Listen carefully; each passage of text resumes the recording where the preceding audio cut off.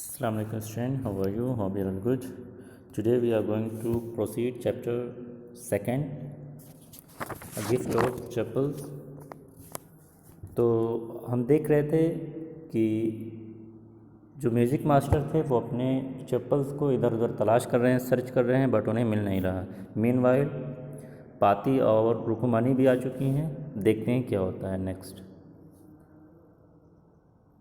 Where could they be, वे कहाँ हो सकते हैं? It's really quite upsetting to think someone might have stolen them. Upsetting परेशान करने वाला है। ये रियली हकीकत में बहुत ज़्यादा परेशान करने वाला है कि किसी ने उसे चुरा लिया हो, कि सोचा जाए किसी ने उसे चुरा लिया हो। So many vendors come to the door, बहुत सारे वेंडर्स, बहुत सारे सामान बेचने वाले दरवाजे की तरफ आते हैं। वरीड पाती, पाती जो है वो चिंता व्यक्त करते हुए कि बहुत सारे वेंडर्स यहाँ पर दरवाजे के पास आता हूँ, और ये काफ़ी ज़्यादा नाराज़ करने और परेशान करने वाली चीज़ है कि ये सोचा जाए कि किसी ने उसे चुरा लिया हो। रुकुमनी कॉट साइट ऑफ रवि, मृदु and Meena sitting under the tree. उसी टाइम रुकुमनी की नज़र रवि, मृदु और मीना पर पड़ती है जो पेड़ के नीचे बैठे हुए थे। हैव यू चिल्ड्रेन, तो उनसे पूछती हैं क्या तुमने चप्पल्स को देखा है बच्चे? She began and then seeing they were curiously quite went on more slowly. Curiously की मीनिंग होती है अजीब ढंग से, इन ए डिफरेंट मैनर। तो वो उनसे पूछती हैं क्या आप बच्चों ने चप्पल को देखा है?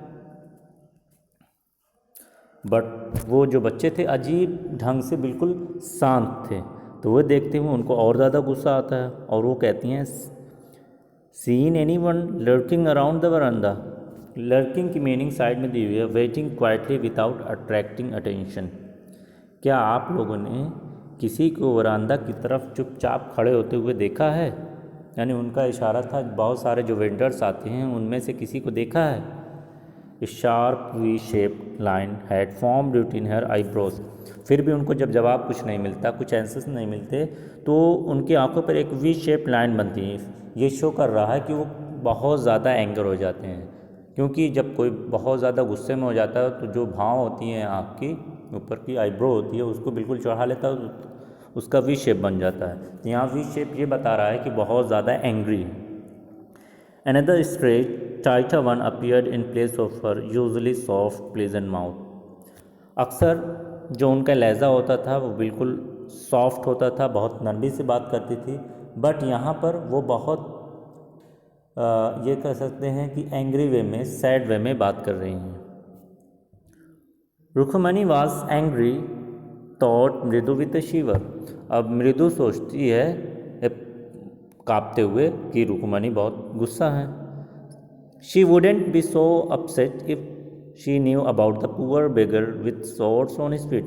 She wouldn't be so upset, वो इतना अपसेट नहीं होंगी, इतना नाराज़ नहीं होंगी अगर वो ये जान जाएगी कि जो गरीब बेगर था, गरीब भिखारी था, उसके पैरों में छाले पड़े हुए थे। She try to tell her self, ये खुद अपने आप से कहने की कोशिश करती हैं, यानी ये सोचती हैं, उनके मन में ये ख्याल आता है।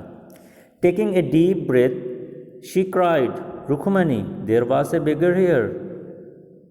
तो एक गहरी सांस लेते हुए कहती हैं, जोर से कहती हैं, रुक्मणी यहाँ पर एक भिखारी था, पुअर थिंग, गरीब बेचारा। He had such boils on his feet, उसके पैरों में छाले पड़े हुए थे या बिल्कुल उबल रहे थे उसके फीट। तो ये शो कर रहा है कि उसके पैरों में छाले पड़े हुए थे। सो सेड रुक्मणी ग्रिमली, तो रुक्मणी ग्रिमली यानी सख्ती से कहती हैं ऐसा। टर्निंग टू रवि, रवि की तरफ, तो रवि की तरफ मुड़ते हुए कहती हैं सख्ती से कि सो ऐसा है Ravi, you gave the music master chappal to that old beggar who turn up here. क्या तुमने म्यूज़िक मास्टर के चप्पल को उस बूढ़े भिखारी को दे दिया जो यहाँ पर आता था, जो आया हुआ था यहाँ पर? चिल्ड्रेन दीज डेज ग्रोन पाती। अब जो पाती हैं वो बिल्कुल कराहती हुई, यानी एक शौक में कहती हैं बच्चे इन दिनों, यानी वो आगे कुछ कहना चाहती, बच्चे तुम नहीं जानती इन दिनों, अम्मा didn't you tell me about Karna who gave away everything he had even his gold earring he was so kind and generous. उसके बाद जो रवि हैं वो कहते हैं कि अम्मा क्या तुमने नहीं कहा था उस कर्ण के बारे में जिसने अपने पास के सारी चीज़ें दे दी थी, यहाँ तक कि अपने गोल्ड ईयरिंग को, यानी गोल्ड में जो सोने पहने थे उसको भी दे दिए थे। वो इतनी ज़्यादा काइंड थी, इतने ज़्यादा जनरस थी, दरिया दिल। जनरस की मीनिंग होती है दरिया दिल। तो ये बात कौन कहता है? ये कहता है रवि। सिली स्नैप रुकुमनी। अब रुकुमनी कहती हैं बेवकूफ़। Karna didn't give away other people's thing, he only give away his own. Karna ने किसी दूसरे की चीज़ों को नहीं दिया था, कर्णा ने तो अपनी चीज़ों को दिया था। यहाँ पर तुमने तो किसी दूसरे के चप्पल को उस भिखारी को दे दिया। But my chappals wouldn't have fitted the biggers feet. Ravi रस ब्रेसली ऑन। अब रवि जो है बिल्कुल ठिठाई से, बिल्कुल कॉन्फिडेंस से कहता है कि लेकिन मेरे चप्पल तो उसके पैरों में आ ही नहीं रहे थे। एंड अम्मा if they did fit would you really not have minded. और फिर कहते हैं कि अम्मा अगर वो फिट बैठ जाते तो क्या तब उस चीज़ के लिए मुझे नहीं बोलती? Then you really not have minded, यानी तब उस चीज़ के लिए मुझे डांटती नहीं, फटकारती नहीं।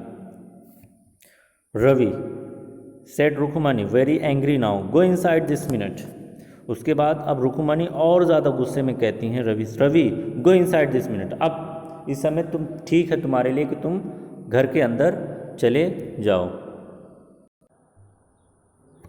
She hurried indoors and brought out Gopu मामा's hardly worn new चप्पल। उसके बाद रुकुमनी तुरंत भागते हुए घर के अंदर जाती हैं और गोपू मामास के चप्पल लेकर आती है जो बहुत मुश्किल से पहने हुए थे, यानी अभी तक वो पहले हुए तो बिल्कुल नए चप्पल थे। This should fit you sir और प्लीज़ पुट दिस ऑन। उसके बाद वो म्यूज़िक मास्टर से कहती हैं कि ये आपके पैरों में अच्छे तरीके से बैठ जाएंगे, प्लीज़ इन्हें पहन लीजिए। आई एम सो सॉरी, मुझे माफ़ कर दीजिए। My son has been very naughty, मेरा जो बेटा है बहुत ज़्यादा बदमाश है। The music masters I lit up. अब म्यूज़िक मास्टर की जो आँख है वो अब रोशन हो जाती, क्योंकि अभी तक वो बहुत चिंते में थे कि मेरा चप्पल कहाँ वो गुम हो गया, वो इतना कीमती था, 1 महीने की सैलरी लगी हुई थी, और जैसे उन्हें एक नया चप्पल मिलता है उनकी एक बार आँखों में फिर से एक रोशनी आ जाती है। He put them on trying not to look too happy.